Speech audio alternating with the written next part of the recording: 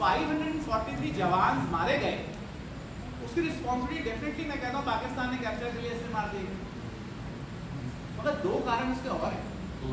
एक, अमेरिका ने डेटा नहीं दिया। तीसरा, इतने साल तक हिंदुस्तान में ऐसा एक बन के आईटी का काम करने वाले लोगों ने अपना जीपीएस क्रिएट नहीं किया, और हम तब तक डिपेंडेंट थे किसी दूसरे के ऊपर कि हमें अपनी जियो स्पेशली लोकेशन बता दें, है ना।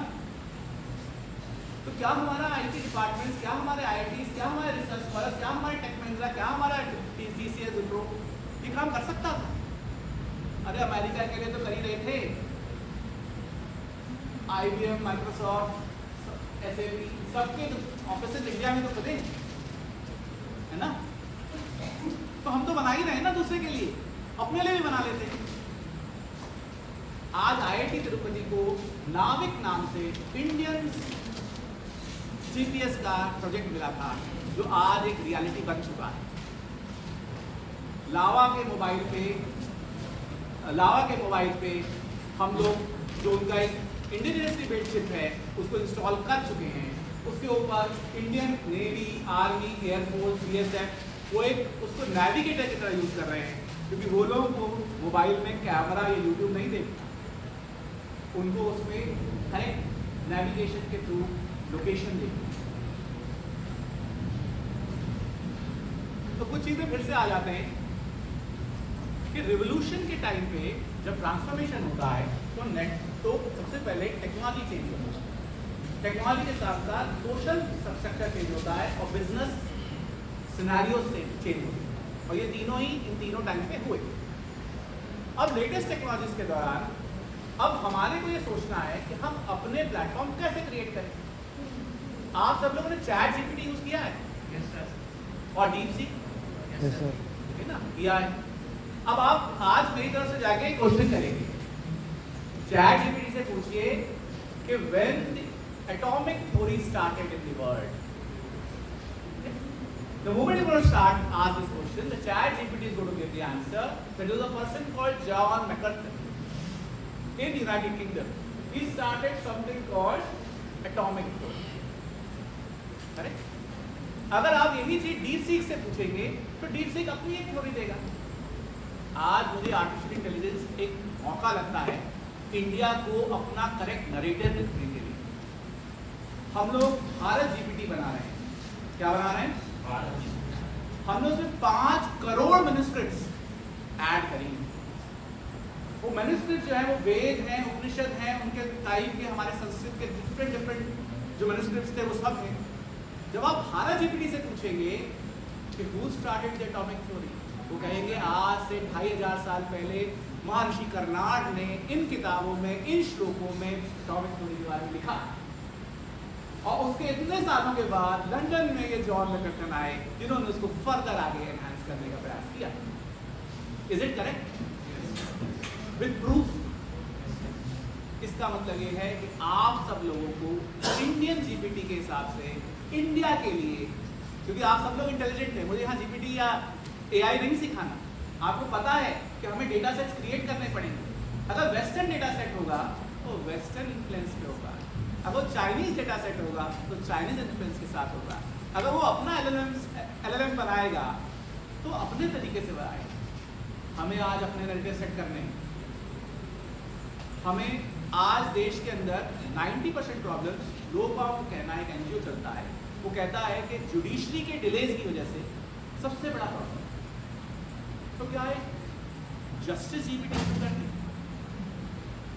जिस जस्टिस जीपीटी में आज तक जितने भी केसेस हुए हैं उनकी डिटेल्स डाल दी जाए, और हमारा लॉ जो है वो तो लॉ ही है, ताकि जब आप कहें कि मेरी ये प्रॉब्लम्स हैं, मेरा ये है, तो वो कहे कि आज से 10 साल पहले हाई कोर्ट ने ये रूलिंग इस तरह से दी थी, इस समय इस तरह की जजमेंट सुप्रीम कोर्ट ने दी थी, इस तरह केस में ये आया था, तो इस तरह के केस की इस पर्टिकुलर ये जजमेंट होनी चाहिए।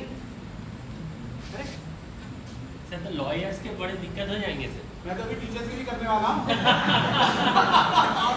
क्योंकि अल्टीमेटली लॉयर्स आपके लिए भी करने वाला हूँ। सर अल्टीमेटली लॉयर्स तो वो किताब खोल के दिखाते हैं सर, देखिए यही फ्यूचर तो यही है। मैं तो आज आपको बता रहा हूँ ना, चरखे वाले तो उसने बताया भी नहीं था।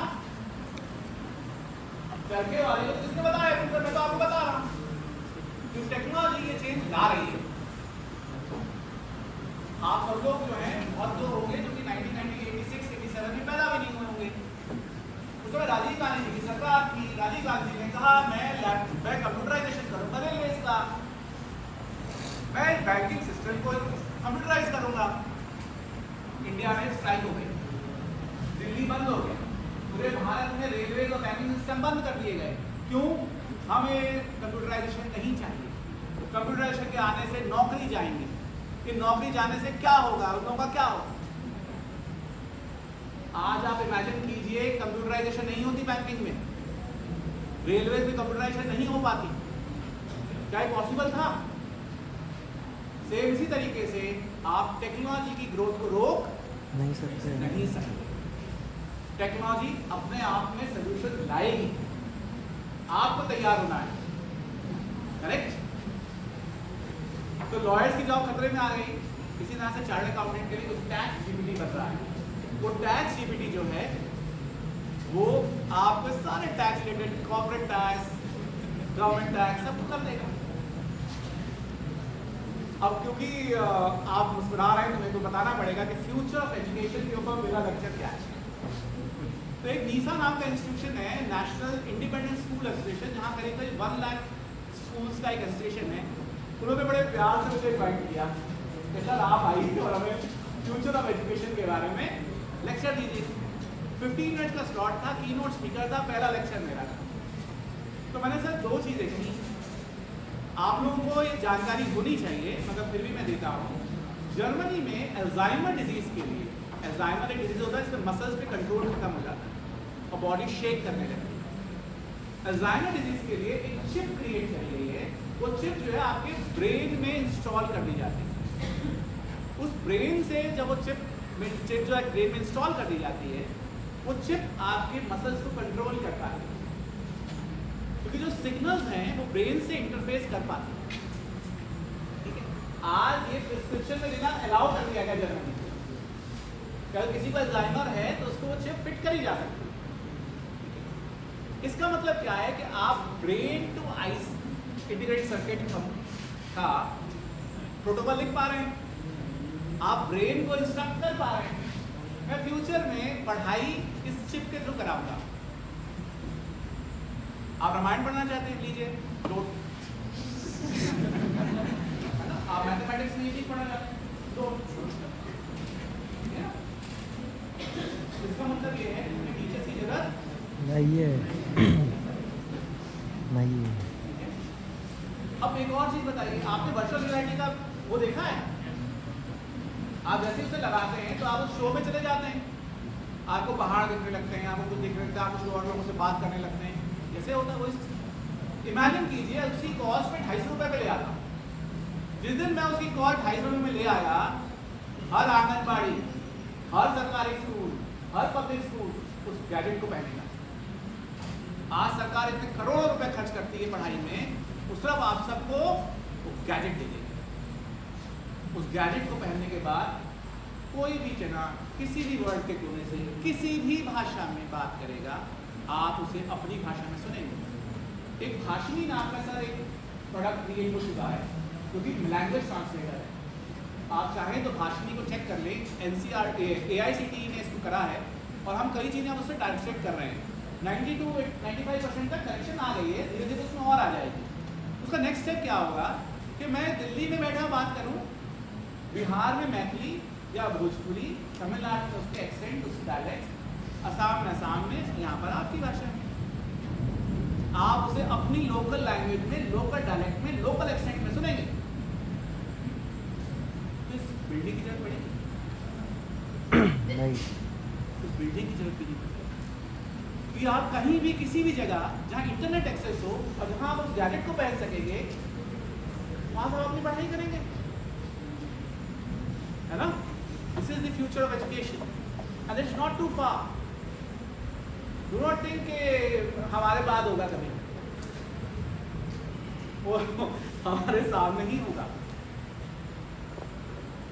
तो भारतीय शिक्षण मंडल या भारतीय तरीका क्या था पढ़ाई का? अब भारतीय तरीका क्या था? अब यहाँ पर कितने लोगों ने महाभारत देखी है सीरियल? देखिए कौरव कितने थे और पांडव 5 सबसे बड़ा कौन था? और युधिष्ठिर सबसे छोटा है ना, सबको पता है। अरे यार एक ही क्लास में एक ही टीचर से पढ़ते थे, एक ही क्लास में एक ही टीचर से पढ़ते थे। अरे और वही एक टीचर उन 105 स्टूडेंट्स को किसी को अर्जुन बना देता था जो कि धनुर्धारी होता था और एक संगीतकार होता था। अर्जुन एक संगीतकार भी था और अर्जुन एक धनुर्धारी भी था। भीम गदाधारी था और भीम खाना पकाता था। युधिष्ठिर भाला चलाते थे और राजनीतिज्ञ थे। नकुल सहदेव अपने अपने एरियाज में थे, कौरव अपने अपने एरियाज में। इसका मतलब क्या है ना?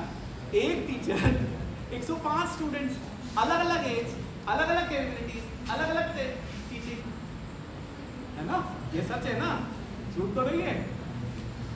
राम, भरत, शत्रुघ्न, लक्ष्मण और उनकी पूरी क्लास एक ही टीचर थे, एक ही क्लास में पढ़ते थे। राम सबसे बड़े थे, भरत शत्रुघ्न सबसे छोटे थे। इसका मतलब age was never a criteria कि आप 12th पास करके ही इस टाइम में आएंगे। फर्स्ट का बच्चा है 5 साल 6 साल का होगा तभी आएगा। 10th का बोर्ड आप तब प्रिंट कर सकते जब आपकी इतनी एज होगी। ये तो हमारा सिस्टम ही नहीं था। करेक्ट, यही था ना। तो पढ़ाई 5 लेवल पे होती है। कितने लेवल पे? 5 पहला फिजिकल लेवल, आज हम लोग फेस टू फेस बात कर रहे हैं और आप लोग में से सुन रहे हैं। आपके टीचर आपको ऐसे ही पढ़ाते हैं। दूसरा लेवल होता है जब आप उनसे इमोशनली अटैच होते हैं, जब टीचर आपसे इमोशनली अटैच होते हैं। तीसरा लेवल होता है जब आप मेंटल कैपेबिलिटीज को ऐड करते हैं और टीचर और स्टूडेंट एक साथ मिलकर एक next level of mental capabilities को